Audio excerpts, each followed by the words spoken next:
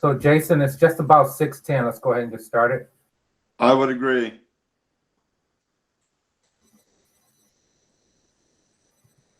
Okay, so welcome everyone. There's about 25 people in the room with us here digitally. This is the CPC's first attempt at an online public meeting. A couple of things the attendees need to be aware of.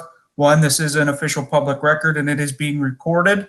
It will be displayed on the CPC's website after the meeting within a day or two of the meeting concluding. And anything that is said in here is official public record and accessible in that way. This is Google Hangouts. If you're not familiar with Google Hangouts, it depends on the device you're using, but you'll have two general buttons accessible to you. One is the mute the microphone, and one is the mute the camera. That is for people who are attending via a computer, PC, mobile device, the app. You'll have those available. For those of you on the phone, you also will be able to mute yourselves. For those attending on the phone, I do have an important number to write down.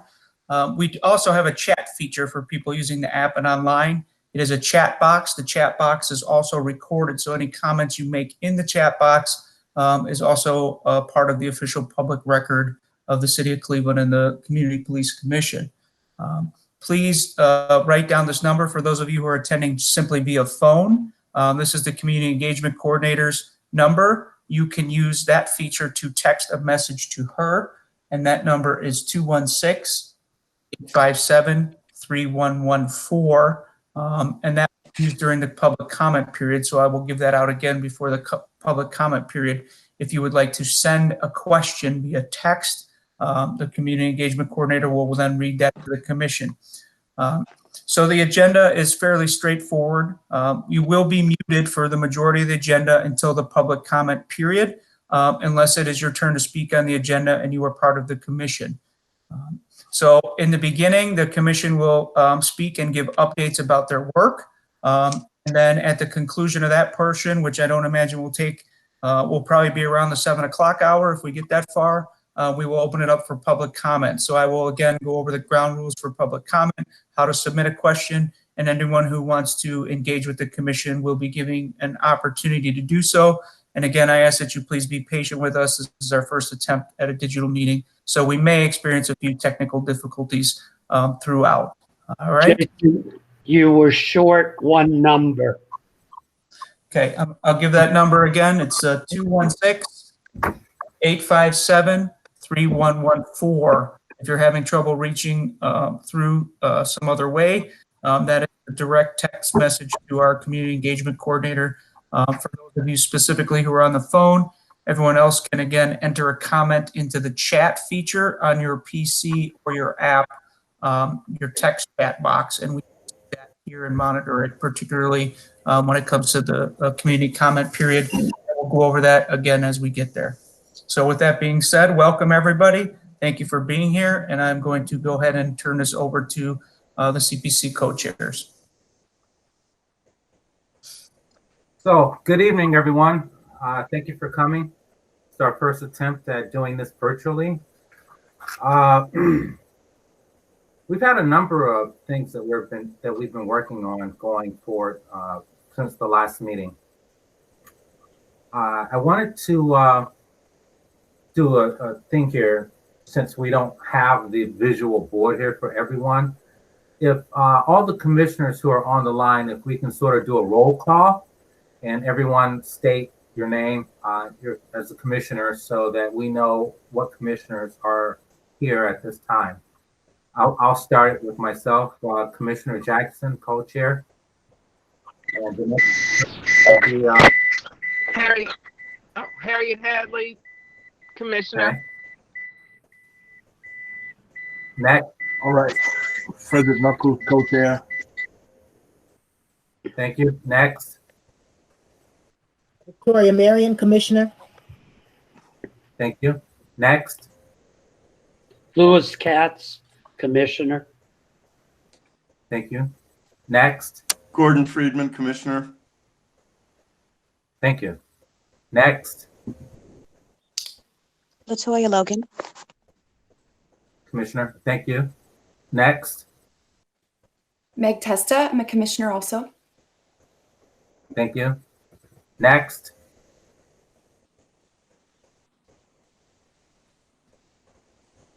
Are there any other commissioners on the line? I think that's everyone who matches the identifiers on the list of attendees. Okay, great. All right, so we have completion there. Thank you. Thank you all. For the record, if you'd like me to read the absences, I can do so. Please, for the record. Okay. So for the record, we are missing Commissioner Gail Maxwell, Commissioner Jeff Fulmer, and Commissioner Mael Ngumba. Is that all three? Three commissioners? Yes, I believe so. Okay, great. Thank you. All right. So I'd also like to welcome all of the community members who have attended.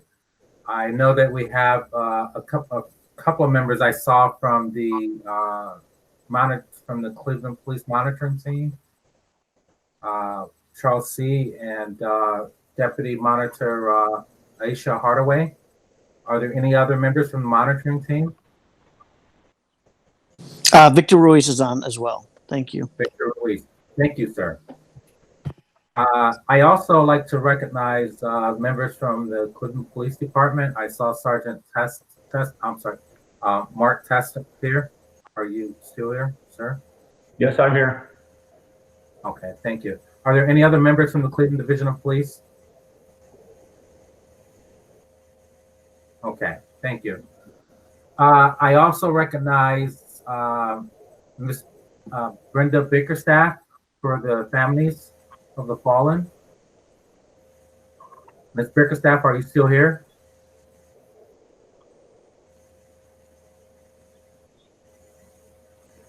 Please forgive me. I don't have access to see everybody who. Okay, they put me on mute. Okay, you are still here. Are there any other members? But now Samaria should be calling in shortly. Now Alicia and Mr. Franklin are at work. Mr. Franklin's son, Desmond, was killed by an off-duty police officer on April the 9th, 2020. But he knew about the meeting. I told him. He's at work, so I'm going to be emailing him everything. And I emailed him the number to the community engagement person as well. So I probably will be texting her or him for them because they're both at work. Okay. All right. We will definitely dive into that shortly. Are there any other community members who'd like to be recognized at this time?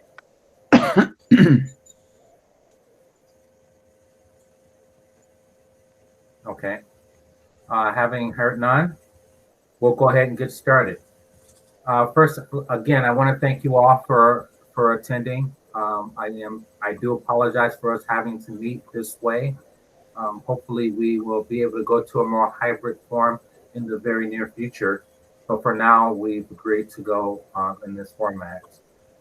I'd just like to say at the outset that we are attempting with this commission to actually gather facts and not use hyperbole, not use emotion, but actually gather facts to get at the root of the problems that we're finding that the consent decree has basically shown light of. And with that in mind, to gather those facts, we actually need cooperation from the city to give us information in a timely manner so that all of our volunteers who are highly skilled and highly accomplished people can help us to rebuild this organization and make it to what it needs to be for the citizens of the city of Cleveland, which includes the police officers as well. And I'm saddened to say that we're not actually receiving at this time the full cooperation that I'd like to see. while I understand that there are issues that may come up from time to time that may thwart immediate visualization of cooperation, the problem that I'm seeing on a regular basis far too often is that as a commission, we are actually going forward in the spirit of cooperation to try and get things done, and I don't see that being reciprocated. We need that reciprocation to take place. And while at sometimes our actions may anger people, whomever it may anger, everyone needs to understand that we're here for a purpose. These are highly accomplished people who are giving of their own time, who don't have to do this, but they're doing this of their own time and free will to help all citizens, including police officers, to help rebuild and reform this police department so that it can be the police department that everyone can be proud of going into the 21st, 22nd, 23rd century, however far in the future we need to go with this. But this is something that really needs to be taken care of, and we'd like for everyone to be involved with that, including the members. Now, that being said, I'd like to turn this over to Reverend Knuckles, the other co-chair, so that he may give us some words of wisdom and see his insight into where we are in the current process. Reverend Knuckles. Thank you. Thank you. Thank you for sharing that with us tonight. I'm trying to learn how to navigate through Google Docs and this format that we're on tonight. So be patient with us as we do that. Certainly, I concur with Commissioner Jackson in his opening statements. We're certainly looking for a spirit of cooperation from all parties involved. We're here to serve the community. We're here we're dedicated to be that voice for the community, and we certainly would love to hear your input and insight into matters that are of importance to you. So we certainly ask that you would take this time when the community period is open to certainly share your insights, your thoughts, and your questions. Please know that if we don't get back to you in the time that you might think we need to or can, do know that we're working on that. It's a timely process, but we're certainly working on your behalf. And thank you again for coming. Thank you for this virtual process tonight.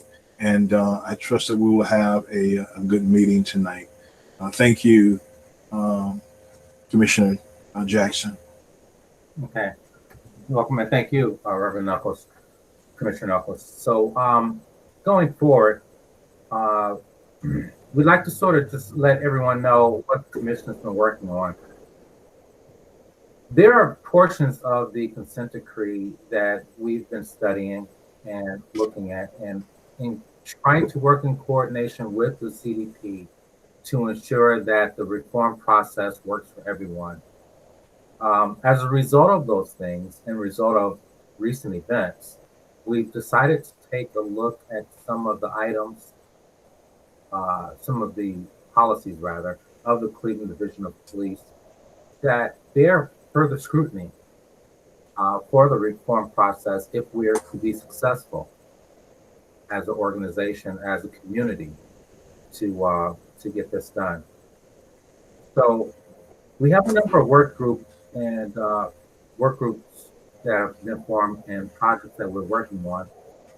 One of them, and I'll just start here, is the work group that I was working on called the Disciplinary Work Group or Discipline Work Group. It involves the matrix that came out in 2014 and was updated in 2019. The matrix deals with the discipline process and the corrective measures for discipline. Now, we've assembled a group of, we have a labor law attorney, we have a mayor, we have human resource personnel, we have police officers, and we have just regular citizens in our group who have all come together to, on their own time, again, their own free will, to offer their expertise and knowledge into how to make this better. This is not about assigning blame to anyone to say you did this wrong or you were messing up. This is only to say that when we look as an organization as to what can be better, and we can see what can be better, if we don't do anything about it, then we're negligent.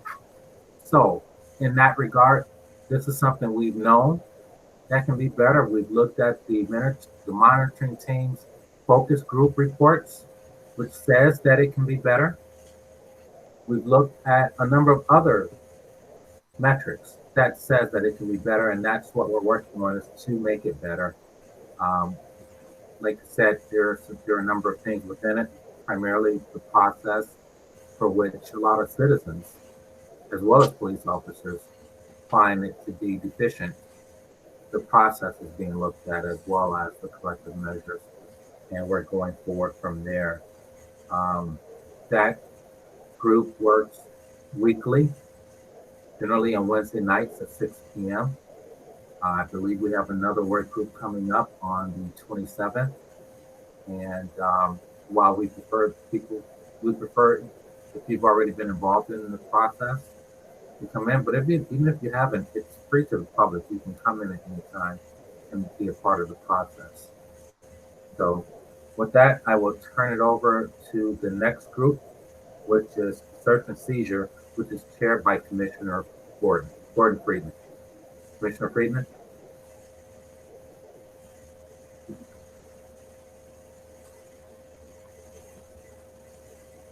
Commissioner Freeman, are you still there, sir?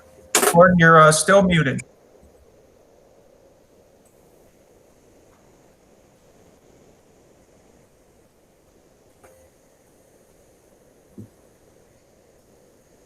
Yeah. Let's give him a mute. Your camera's on. Just find the microphone button on your touchpad screen and go ahead and hit that. You should be able to unmute.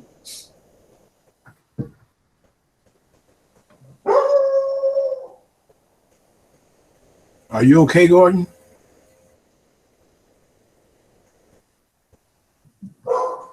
Let's give him a minute. I still searching for the button. Hey, Jason, I saw that somebody in a pop-up came a little bit ago that said somebody, maybe first name Sarah, had muted Gordon. I don't know if she has the ability to unmute him.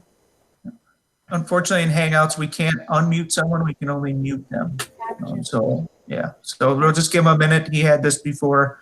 We'll give him a brief moment here to find that button. I know it gets a little busy on the screen when there's 27 attendees because you get a lot of pictures of faces and things here. So,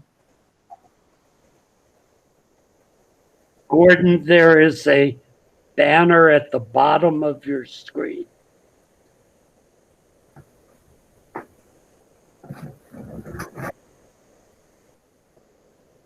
Underneath the picture.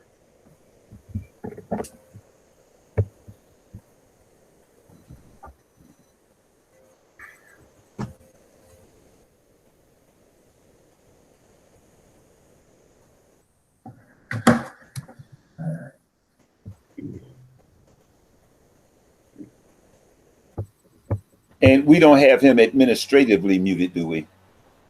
Yes. no, we cannot. He can unmute himself once he finds the button. So.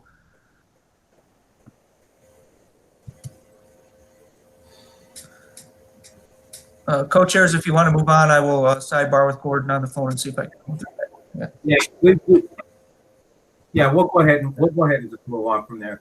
Well, actually, the next one is the pursuit policy, which is under his group, transgender accountability work group. I believe Commissioner Logan is here. She's the chair of that work group. Commissioner Logan. Good evening, everyone. So as you know, we've been working with the accountability group for over a year now, and I'm glad that many of the members are on the call tonight because we've put forth a lot of good work. Most recently, we completed the district awareness training curriculum, assessment, PowerPoint training document as well as a tip card. That was provided to Commander Johnson in February, and I was just informed that a different iteration of what was provided was submitted for final review to the monitoring team, which is quite disappointing, considering we had an agreement to come back to the table to see what we were going to do moving forward. The accountability members have access to the curriculum, the actual training, the PowerPoint, as well as the assessment and tip card. So we're working on finalizing that. It was also provided to the monitoring team, to my understanding, by Mr. Goodrick. And basically what we tried to do was to create a curriculum that was user-friendly, but also built in some best practices for facilitation, best practices for engaging the community, and best practice for education for an adult learning setting. In the model or the example that was provided from the CDP, none of that information was included, which is quite disappointing, considering I've attended many of those trainings, and it was important to me to really build in some of the adult learning best practices to improve and enhance the training that they offer. So at this point, once the committee members have finalized a review of that, I think at the next stakeholders meeting in June, that would be a topic for us to discuss to see exactly what happened, what was the breakdown in communication, and how we can move forward on that aspect. We also, on May 5th, finalized a survey regarding police intervention and engagement based on the reform process.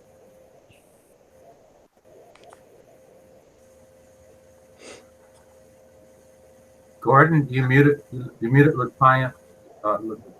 You muted Commissioner Logan. Does Gordon have? So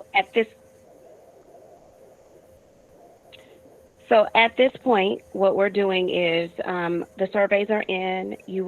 Everyone will receive what the breakdown of the survey results are, because as we indicated in the accountability report that was released in September of 2019, one of our biggest issues was that there were two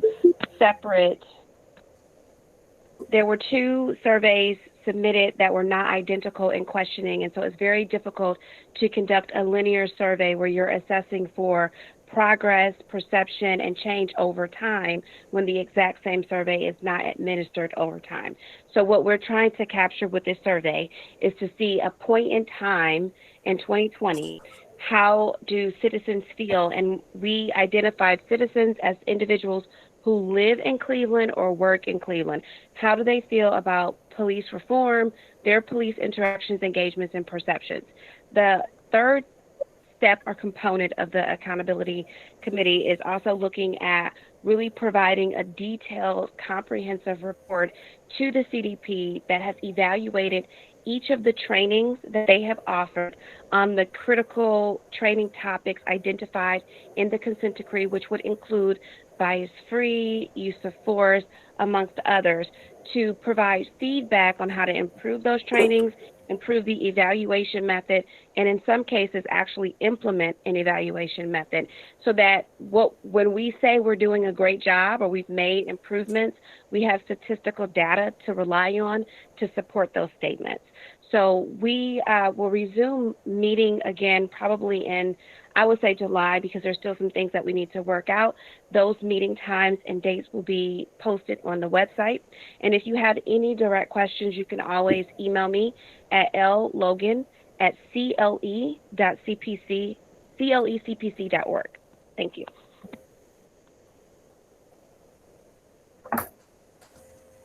All right, thank you, Commissioner Logan.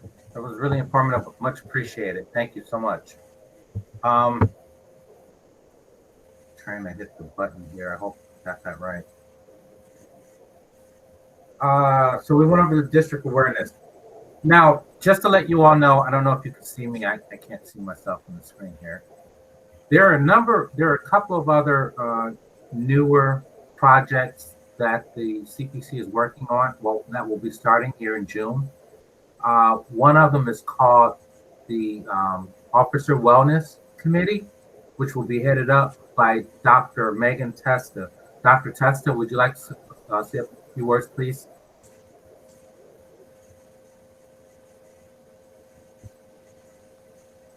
Is Dr. Testa still here?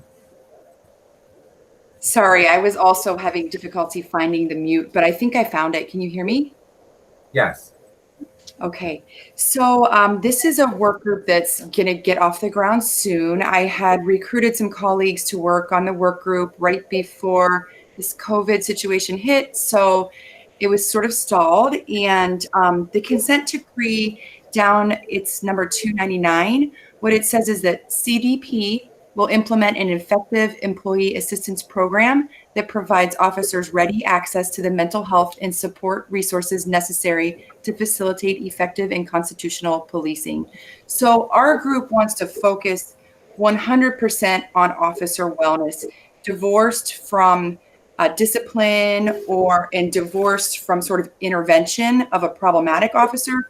We want to focus 100% on wellness of all the officers. So I've recruited some colleagues. I'm a forensic psychiatrist. I do treatment. So I've recruited some colleagues, some other psychiatrists, some social workers from an agency that specializes in trauma, and one of my colleagues who specializes in vicarious trauma among professionals and how to treat that. And our plan is to look at the Cleveland Police's current wellness policy and then look at the best practices in the literature and make recommendations for how the police could have a very robust officer wellness policy to really support the officers and their mental health. We'd also like to look at the issue of stigma around mental health.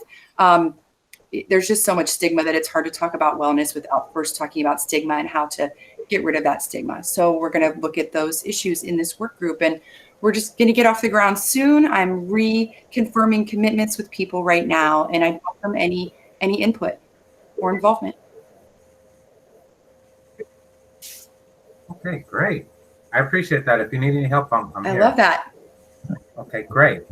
I think Gordon Friedman may have resolved his technical difficulties here. I see he's on mute. If he can unmute himself, he'll be. He just bopped out now, so I guess that I spoke too soon. We'll save a spot. We'll save a spot for him. So next, there is another area that we'd like to go into. The next committee that's going to be starting hopefully in June, maybe around the mid or end of June. Is that Gordon? Was that Gordon coming back? Yeah. Yeah. Well, he just returned. Okay, I'll hold up. Gordon, are you there? Can you hear? Jason, is he unmuted yet?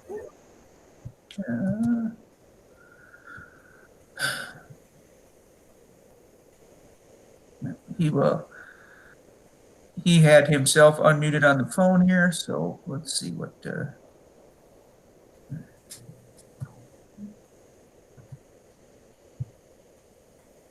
Okay, listen, while you guys work that out, I'm going to go over to the next one. The next one that we're working on that we're hoping to start sometime around the end of June is called the youth policy. Now, there's a portion of this that will start immediately with with Gordon's group, which Gordon will tell you about when it gets back. But we're also hoping to start what's called almost like a shadow commission with the youth. So that we can have young people in the youth group, I believe it's between 18 to 25, and that group will sort of guide our policy or help guide the Cleveland Division of Police's policy and our recommendations to the Division of Police about how the police should interact with you and what's the best way to do that. I believe that Reverend Knuckles, Co-Chair Commissioner Knuckles, will be heading up that committee, and I'll turn the floor over to him. Commissioner Knuckles. Okay, thank you. Just brief insight on this piece. So we're hoping to, again, start this commission by the end of June. We're looking for volunteers to really work with us on this piece. As Commissioner Jackson has said, what we're doing is looking for some young people between the ages of 18 and 25 to share or to actually kind of lead this group or shadow this group as a part of the youth commission. What it will do is give young people the opportunity to support and challenge and voice their opinions about issues that young people face as it relates to the police throughout the city of Cleveland. And it will also help and shape decisions about policy and crime from a young people's perspective. I think right now, just as a matter of getting you to laugh a little bit, I think I'm the youngest person on the commission, and we need a few people that are younger than me who can carry this commission forward. Oh, I did get one laugh somewhere. All right, who can carry this commission forward in the next few days. So we want to give them the opportunity. Is that you laughing, Commissioner, Co-Chair? But we certainly want to give them the opportunity. I'm sorry. I apologize. You couldn't help that? Okay, all right. We certainly want to give them the opportunity to learn commission at a young age and then be an impactful part of the city of Cleveland's police commission going forward. So I'll say that. We got Gordon on now, and he's unmuted, so I'll let him go, Commissioner. Yeah, looks Jackson. like I'm unmuted, Reverend. So, can you all hear me finally? We got you. All right. The Search and Seizure Committee is working on 3 basic projects, which are substantial. The first 2 would be the GPO relating to juveniles or youth interaction with police. That deals primarily with arrest, interrogation, dealing with youth that have disabilities, dealing with youth that are the victims of abuse, and dealing with the issues of youth that are being sex trafficked. And we've met once. We're meeting again tomorrow. At the present time, Gabriella Celeste, who is the director of the Schubert Center on Delinquency and Juveniles, and Rachel Kalasian and Cullen Sweeney of the Public Defender's Office are going through a draft with our committee to work out and deal with the city's GPO on interaction with youth, which is pretty mild. I mean, it's not that bad, quite honestly. And we are just trying to improve it. And we will, Gabriella and Rachel are kind of putting their 2 different proposed drafts together for our consideration tomorrow, in which time we will try to come up with an alternative to what the city has offered. Having said again, what the city has offered is not bad. And I think that Gabriella had some impact on their policy because it does not read like a typical Cleveland GPO. It's thoughtful. Anyhow, so we're dealing with that. We have our meeting tomorrow, and by phone, unfortunately. And we are also dealing with policy relating to interaction with members of the LGBTQ community. These 2 areas were kind of left out of the search and seizure process deliberately on the part of the city, because they proposed separate policies. The LGBTQ proposed policy will be one, which again is not a bad draft, which we will try to improve by working through members of the LGBTQ Center on Detroit Avenue and their folks, as well as other interested individuals that are on the Search and Seizure Committee. We'll hopefully get to that next week with a meeting. And then finally, we are trying to draft a proposed GPO regarding pursuits and vehicle pursuits in particular, as a result of the tragedy that took place in December. And the chief's position is that that is not included, or the city's position, shouldn't blame the chief really. The city's position is that that is not included in the consent decree, but it certainly is in the area of excessive force. So it is there. And we are trying to draft a policy that we will put forth to the city that combines the best policies of, say, New Orleans, which has got an excellent pursuit policy, which was drafted by somebody that I know by the name of Jeff Albert, who's foremost expert in the country on police pursuits, and also Chicago and other municipalities that have pursuit policies. Jason was good enough to take on an attempt to redraft the New Orleans policy and our suggestions and put a Cleveland spin on those policies. So we hope to have that GPO out next week as well. I primarily would like to have, sorry about my voice, I'd like to have our work group members, Lou Katz, Jonathan Whitmer-Rich, and Cullen Sweeney at the PD's office to give it a look before we go public with it, to kind of tune it up so that the public discussion is with a document that is as strong as we can make it. So those are the three areas that we're dealing with.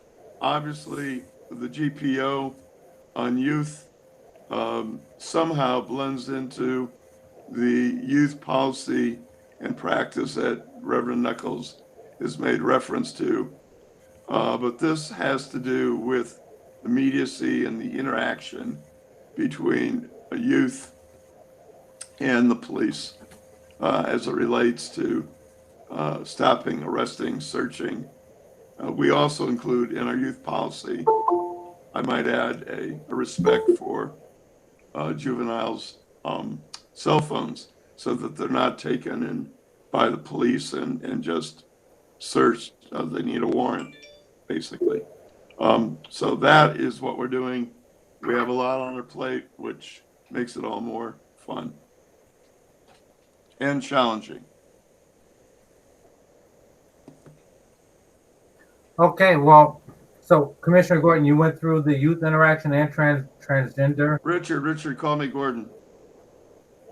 Gordon, Commissioner Gordon. No. I like Go that. ahead. So you went through the pursuit, the youth interaction, and the transgender interaction? Correct. If I could piggyback off that for a moment, I understand that where you were saying the city, where their position is that they don't believe that this is within our scope. However, I do remember within the consent decree that it stated that the CPC will have access to all documents and information that is germane to the reform process. And there can be no reform without looking at pursuits. Yeah, Richard, if I can interrupt you. Yes, Jason and I have communicated with each other, and he is sending a letter to the law department and the chief requesting information regarding pursuits and policies regarding them, statistics, et cetera, in the last several years. Okay. Jason, yeah, I agree with your insight. Great. Just so everyone knows, for the commissioners and for the public, we did ask we had a meeting with the chief on January 10th regarding the situation that took place in December of 2019, the pursuit that ended with the young child losing her life.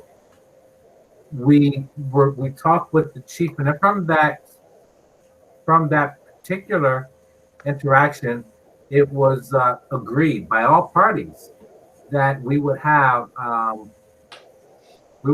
mechanism so that the chief could forward us the factual information from their investigation. so that we could go forward with our information as what we're charged to do from the consent decree. To date, I have to say that we've asked diligently for that information, the factual portions of it, and we've not received it. Just last week, I remember sending a letter to the chief, and I have not yet received response. Today, I sent an update of that, and still yet to receive a response. This is what I was talking about at the beginning about cooperation. Cooperation is on both sides. It's not just our side, it has to be their side as well.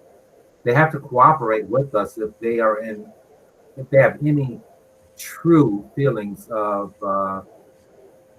making this department better, unless they're looking for status quo. And if they're looking for status quo, then their actions would sort of state that we are looking that way. Unless Richard, my response to you is that you're absolutely right. Those requests were made to the city, to the chief, and your observation is that we received nothing to date is also accurate. And when we do receive something, I anticipate they'll either tell us that the matter is still under investigation or that there is a pending lawsuit and they cannot share with us that information. I don't mean to be less than optimistic, but I've been there before with the city. Even if we file a public records request, we will get stonewalled by them. Understood. So if that's the issue that they're using to not cooperate, then we'll just have to deal with that as it is.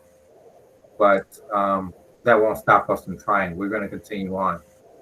No, I agree. I mean, I think it's been mentioned before. I think Lou's raised the issue of us, we haven't done it before, frankly. Nobody's had the backbone really, or maybe they've had the backbone but didn't know it, to file a lawsuit against the city.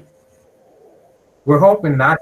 Even though we are a city nodule. While this entity is still an independent entity by all accounts, and while we prefer not to have to be adversarial, we prefer to be in a position where we can work in cooperation with others.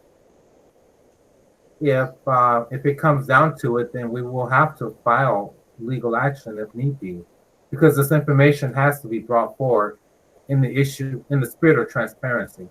So we just have to go forward with that if need be.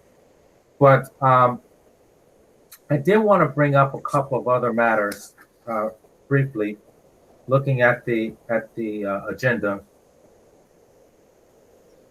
The community training feedback that Commissioner Logan's group has, I thought that it was stellar. I really thought that the process that she used was perfect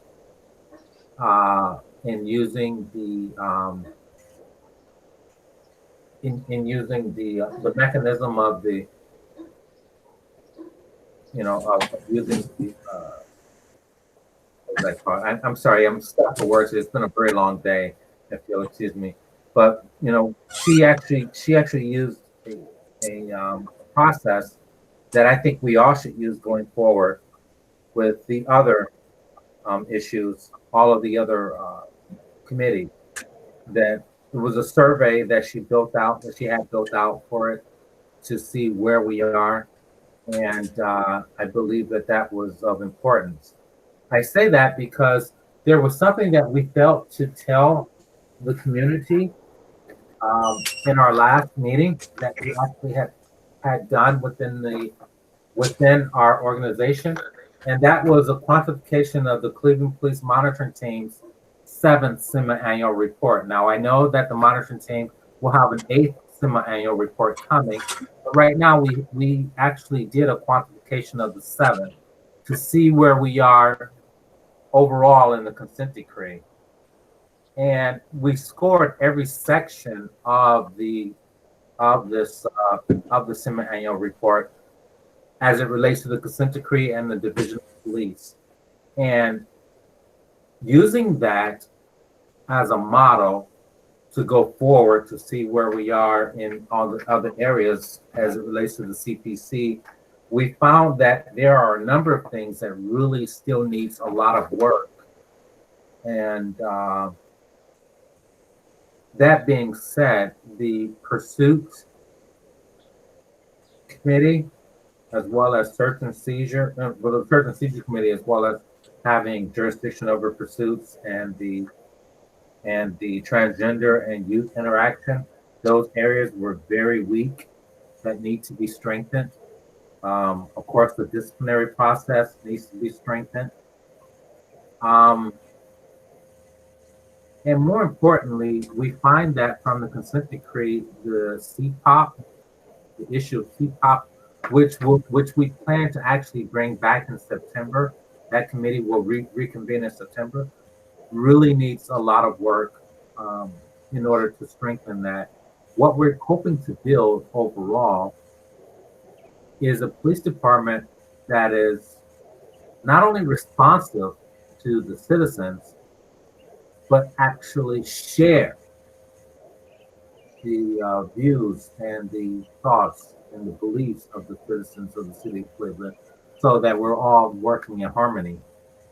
And looking at the report from the quantification of what we have from the 7th semi-annual report, it appears that we're not working in harmony, and we need to harmonize our efforts. So with that, I'd like to open up the floor. Unless there are any commissioners that have any other comments, I'd like to open up the floor to community comment and questions.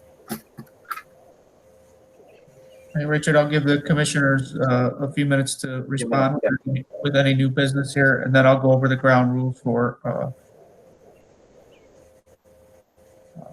community comment. I would like to make a comment.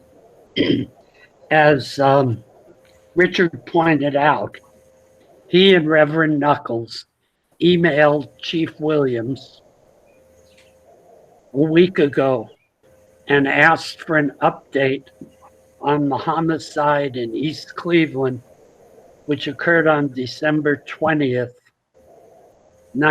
2019.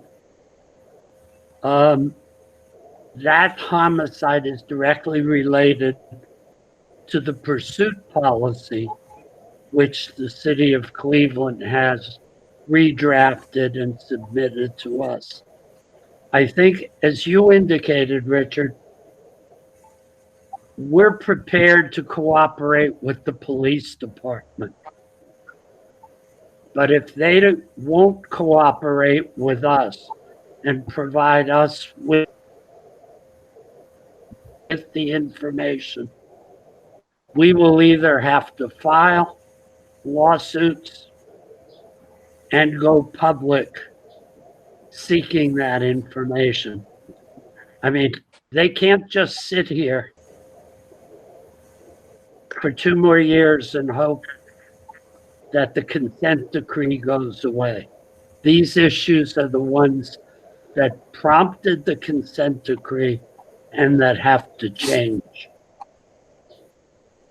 And I say that tonight to be on the record, and so that the police representative will transmit that to the chief, that we're ready to cooperate, but we're ready to fight if we don't get cooperation. Thank you. Thank you, Commissioner Katz. I totally agree. Thank you so much. That's exactly the position I believe we are in at this point. Ryan, you'd like to make a statement? Go ahead, sir. Hi, my name is, for those of you who don't know me, my name is Ryan Walker. I'm the policy analyst with the CPC. Sergeant Jackson and LaToya have both mentioned a survey that's currently ongoing. We have opted to extend the community satisfaction survey for an extra 2 weeks. We've gotten a lot of responses so far. We would just like to get maybe 100 or more responses from people, from the citizens of Cleveland. And so if you have not taken that survey, go to survey, you can either go to our website, clecpc.org. You can go to our Twitter handle, which is our Twitter or Facebook page, or you can go to surveymonkey.com/r/cpc-css-2020. And if anybody wants more information on it, they can email me at rwalker@clecpc.org, and I will send you a survey link again, rwalker@clecpc.org. And thank you, Sarah, for posting posted that link. If anybody could, let's see. Thank you. Thank you, Ryan. That's much appreciated. Very, very much needed. And glad that we're extending that time so that more people can respond. I understand that we had a huge response so far to date. Is that correct? Yes, we currently have more than 650 respondents, but we just would like a few more so we can have a more robust sample, because this is, like has been suggested, this is a survey we'd like to do every year. So we want to have as good a baseline for it as we can. But yeah, we already have over 650 responses, which is good. So. Great, thank you. I appreciate that. Are there any other commissioners that have a statement or comment for it? And I see that you're up for the comment. I don't know. Okay. Are there any other commissioners on the line right now who have a comment? Okay, with that, I'm going to turn it over to Jason so that he can give the ground rules for the public, because we'd like to open it up for the community for a question and answer period. All right. Again, thank you everyone for being here. For those who weren't present earlier, I am the Executive Director of the CPC, coming at you live from my home office here. And just real quick, if you've been to some of our community meetings, you know that the CPC tries to be as respectful as possible, give everyone a chance to ask questions to the CPC, and also make comments to the CPC. Just for people who haven't been through this before, the CPC does not always have an immediate answer or response to your question or comment. We do count on those. We do keep track of the community questions and comments, and we follow through with any information that we don't have or things that we're not able to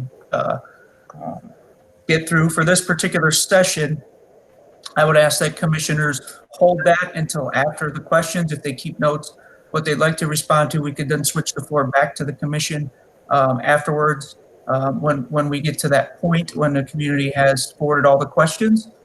This evening, there's a couple of ways the community can ask questions. If you're on a computer or the app, there's the ability to chat. You'll see a chat icon somewhere on your screen, depending on the device you're using. You can text your question, and that question can be read aloud by our community engagement coordinator, Ms. Shelley Williams, who is monitoring those questions. You can also send her a note in chat that you would like to be unmuted. She will let you know when you are unmuted, and you'll be able to ask your question or make your comment in person. For those of you who are just on the phone and do not have access to the chat feature, I'm going to give you a phone number you can text for Shelley and let her know that you would like an opportunity to speak or ask a question.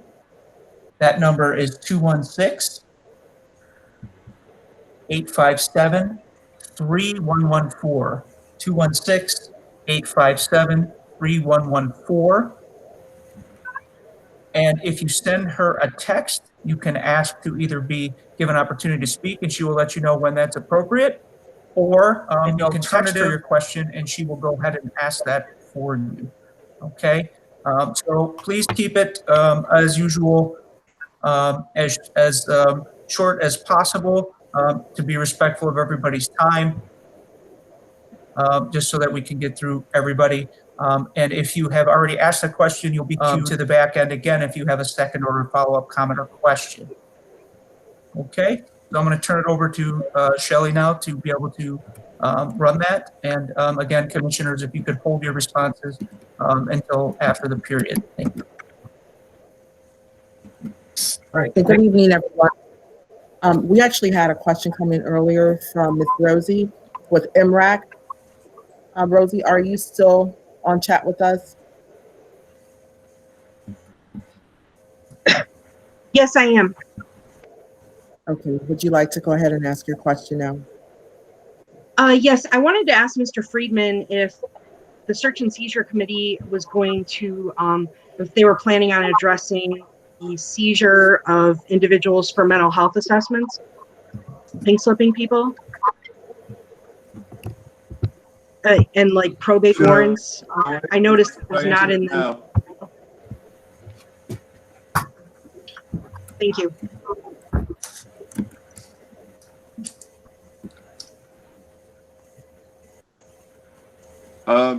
Jason, do you want me to answer that, or do you want to wait until it's all over with? The plan is to just hold your response. Gordon, let's give the community a chance to make their statements and questions, and then we can turn the floor back to the commission. Okay. Okay, and I believe Mr. David Lima, do you have something that you wanted to say? I see that you wanted to be unmuted, and you can go ahead and unmute yourself, and then you can ask your question to the commissioners.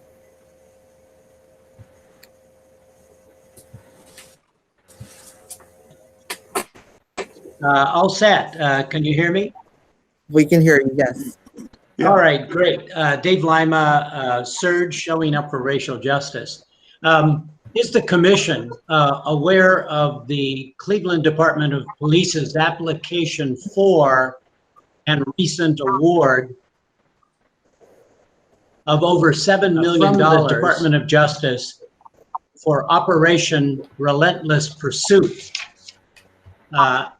Is the commission concerned about Operation Relentless Pursuit and the implementation of the consent decree and its various aspects, including use of force, bias-free policing, and search and seizure? Thank you.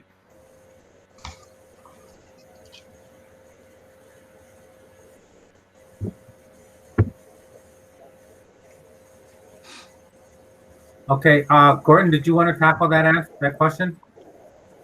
Well, I would, but Rosie's got a question as well, so I've got two questions to answer.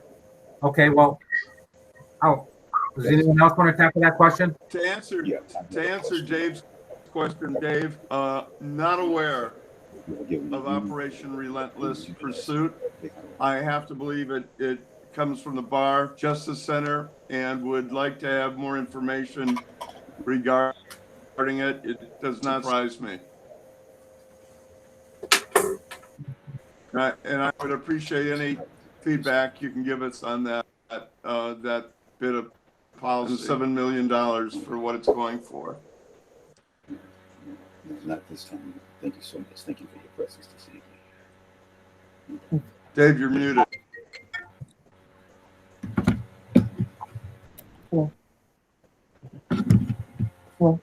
Okay, can I jump in now? Hello? Yes, you can go ahead, Ms. Bickerstaff. You can go ahead with your question. Okay, it's a couple. Like I told you, Franklin,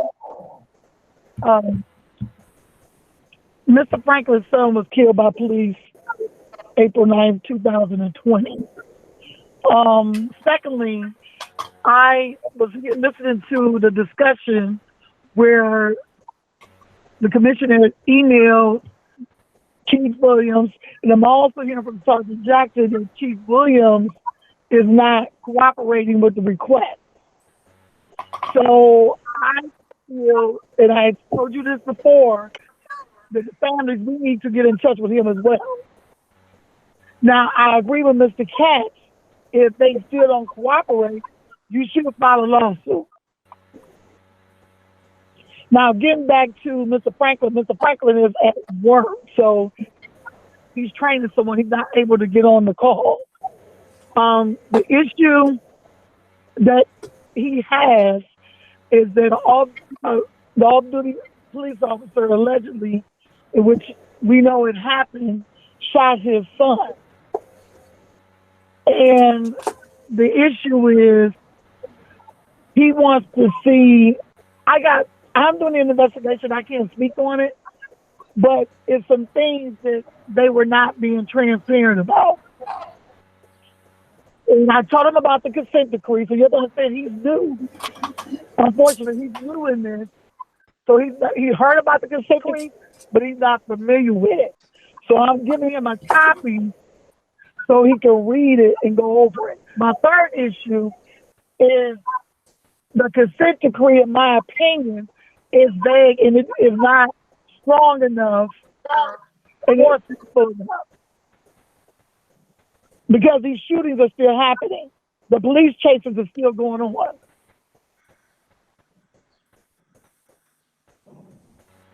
So that's that's the concern that I have. Thank you for your questions and comments. Any commissioner wants to address Ms. Bickerstaff, and also getting back to Ms. Rosie's question. I have a question when the time's appropriate.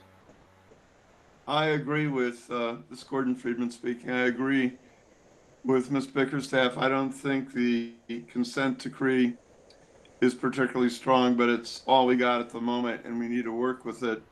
As to Rosie's question regarding the role of mental health in search and seizure, unequivocally, there is a component of mental health recognition in the proposed youth interaction with police GPO.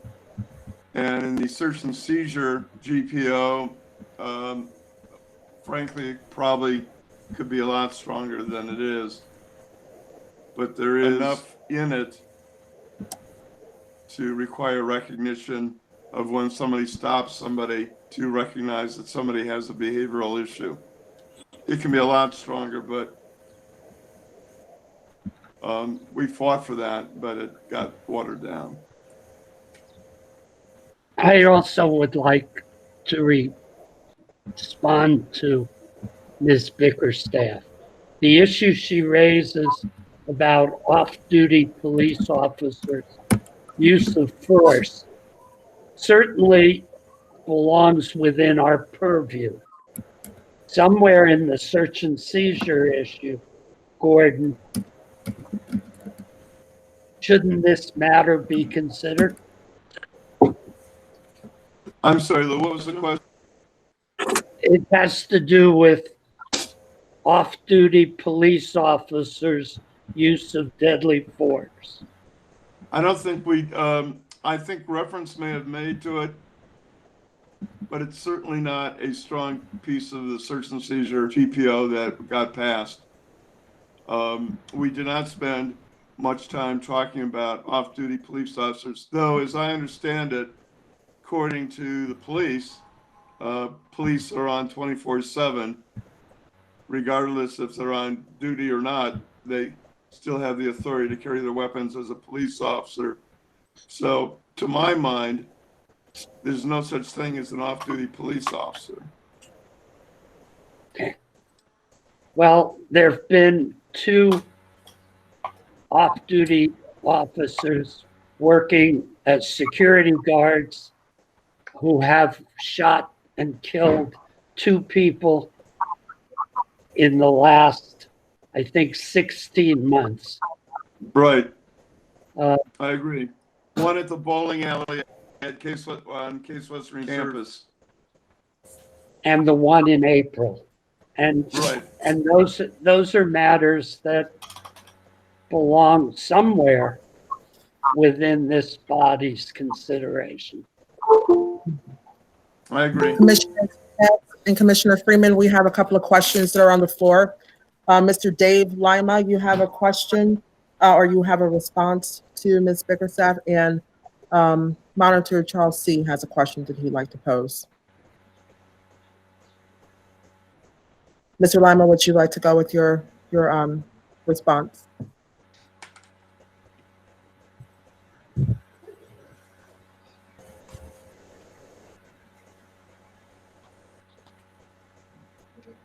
Okay, can you hear me? Yes. Yeah. We can. Okay, great. Gordon, I just wanted to respond to your request for more information. Contact you, and we can talk more about Operation Relentless Pursuit. Okay, that'd be great, Dave. Okay, perfect. And Monitor Charles C., you have a question that you'd like to pose? Oh, yes, ma'am, an observation. Thank you very much, Ms. Williams, and good evening once again, monitors. Certainly want to thank all of you for continuing your work during these very, very trying times. It is much appreciated. Well, a couple of things. First, I'd like to ask Sergeant Jackson, would you forward me a copy of the 2 letters that you sent to Chief Williams, sir? Will do. Thank you, I appreciate that. Secondly, and this is for clarification, did I understand the commission to say that it had done an evaluation on the monitor's semi-annual report and had done some grading or made some observations about that last report? And if so, could you send us a copy of your evaluation of that report? The answer for the record is it was a quantification of your report, of the monitor's report. And yes, if you would do that, I'd appreciate that. And then thirdly, at the beginning, Commissioner Logan indicated that she was disappointed in some transaction that had come to the monitoring team. She thought that transaction was going to get further review by the commission. Can she clarify what that transaction was, please?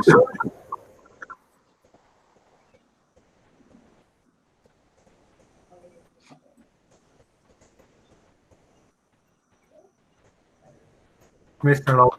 Commissioner Logan?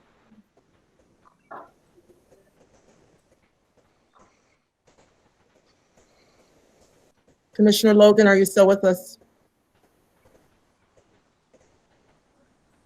I can send her an email and ask for further clarification. Thank you, sir. Charles, I believe she was referring to the district awareness training. There was some communication with her working on it, and then somehow a new draft was pushed back to the CPC. And I think there was some miscommunication there. That's what she was referring to, I believe. So it had to do with district awareness training and the recent iteration, the most recent draft. All right, thank you.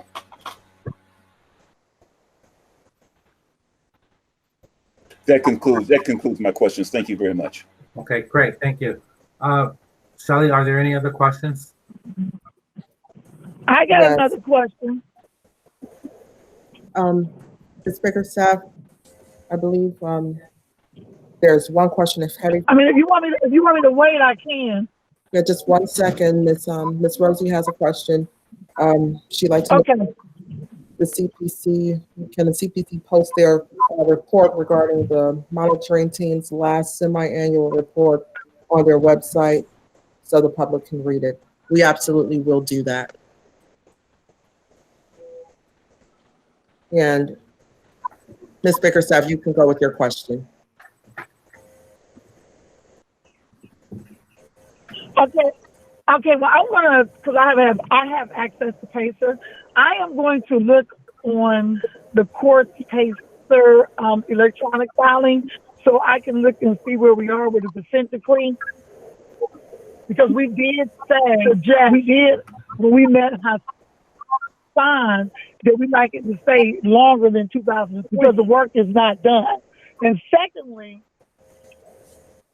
we had been meeting with the accountability group with Ms. Logan, but then it stopped. So when are we gonna reconvene with those work groups?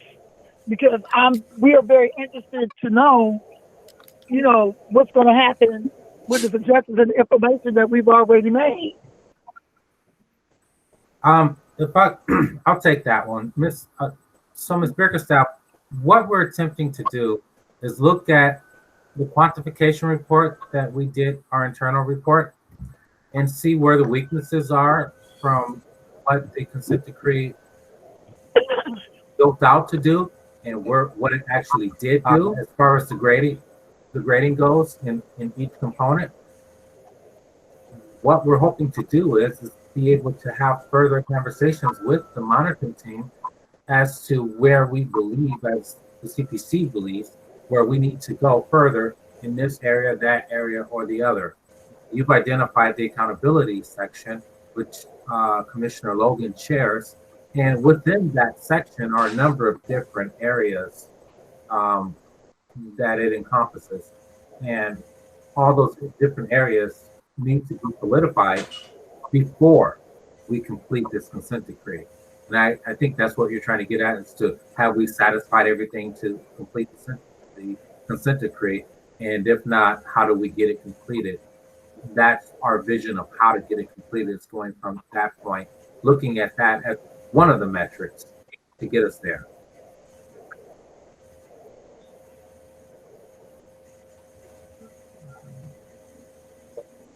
Did you have any other questions? I see no other questions in the chat box. Okay. Okay, I was muted, so I didn't. They cut me off. But that's okay. I heard you, so you can mute me again. Okay. Were there any other questions?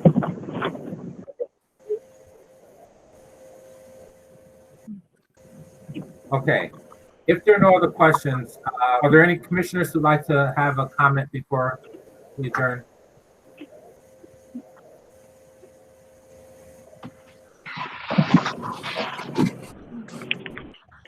Any other community members?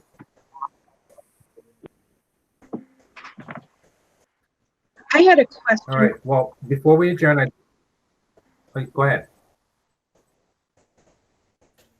Oh, I'm sorry. I wanted to wait until everybody else asked their questions because I didn't want you all to run out of time. I serve on the Mental Health Response Advisory Committee, and I'm a homeless advocate and a veterans. And my question is the CPC planning to do anything to look at homelessness, homeless individual interactions with police? There are a lot of issues. Homeless shelters continue to be in the top 5 every year of crisis calls, but there are a lot of going on as far as constitutional policing goes regarding panhandling. And so I'm just wondering if the CPC is going to look at that at all. Unfortunately, the way the consent decree was written, they put crisis intervention and these special populations like LGBTQ, elderly, individuals with developmental disabilities, homeless. They put it in a silo when they created the Mental Health Response Advisory Committee. So nobody is looking at how accountability, bias-free policing, all the things that you all are doing, how that affects individuals with addiction and mental illness. And so I'm just wondering if the new commission is going to look at that. I think that we absolutely should look at what you're raising, Rosie, regarding homelessness and veterans who often fold into the homeless category. So we'll have to think and see how we put it together, but I think it's really worthy of attention. Also, Commissioner Dr. Testa, would you like to address that? I believe that's something that may have come up in MRAC. I think I unmuted. I know it comes up in MRAC when we review the calls and where they come from and what the issues are. But I agree with Gordon. I think this is something we should look at. To look directly at like homelessness and policing. That's, to my knowledge, I'm new to MRAC. I don't think that MRAC is specifically looking at that, and I think that we should. Can I just say one more thing? Yes. I just want to remind everybody why we have a consent decree. The mayor invited the Department of Justice to investigate after a police chase involving 2 individuals who were homeless. They were using drugs. They had a history of mental illness and substance abuse and a history of involvement in the justice system.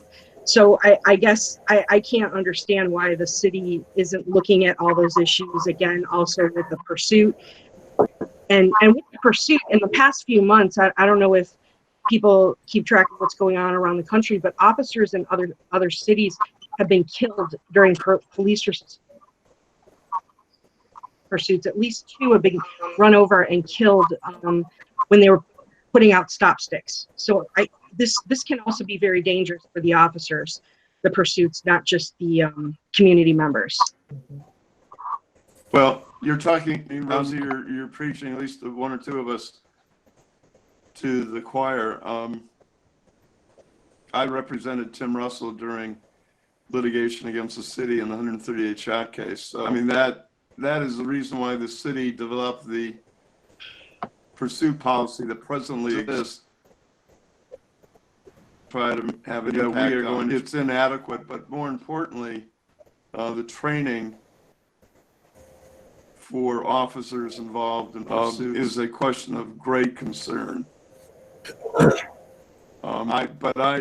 You're hitting on all cylinders tonight, ranging from homelessness to pursuits. In the 138 shot cases, just an illustration of the police department getting off track,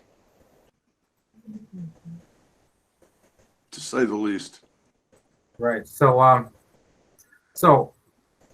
yes, I agree with, in part, to most of that.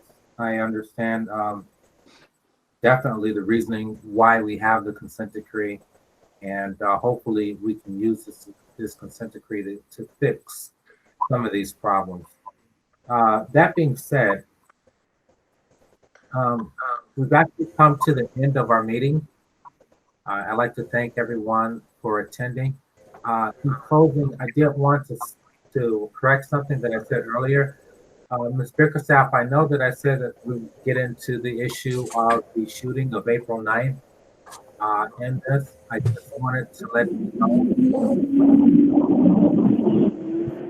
that the CPC did send out an official letter to the chief asking for certain factual information about that shooting. And we're awaiting a response from the chief's office regarding that. There are portions of the consent decree that where we were asking, that we used to ask for certain information for that specific incident. And we're hoping to receive that information as well as the information from the December 2019 pursuit. So as soon as that information becomes available, we will analyze it. It will go to the particular committee, and hopefully from very soon after that, the commission will have its official recommendation to the city and make it available to the public as well. Richard, it's Jason. Might I just add a point of clarification so there's no confusion that the CPC is not an investigatory agency for any one specific incident. For people who are not familiar with our work, it may seem that we are looking for facts related to the cases based on the conversation. We're not looking for facts to investigate. That would be the job of either internal affairs. In the instance of the shooting, that would be the Cuyahoga County Sheriff's Agency, nor to second guess. It is simply to look at procedurally if the things in the consent decree that were mentioned are generally being followed. That's what the CPC does for people who may or may not be aware.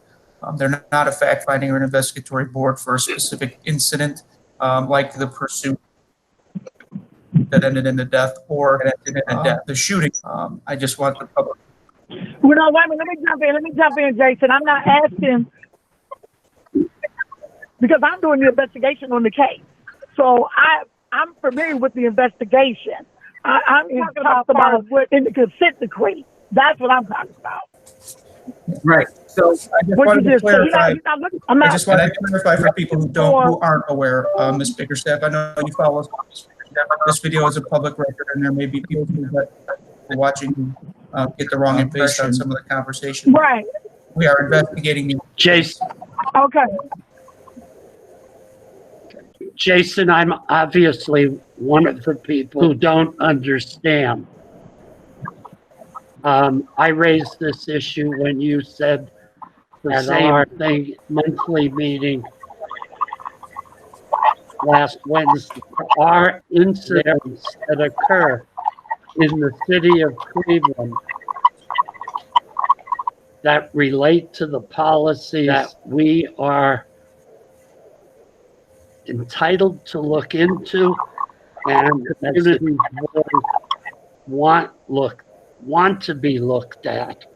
And as such, these incidents, we may need facts pertaining to these incidents in order to review the policy.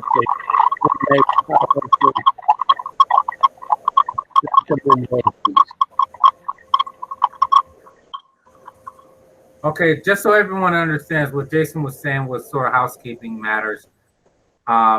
The consent decree really, we're not an investigatory body.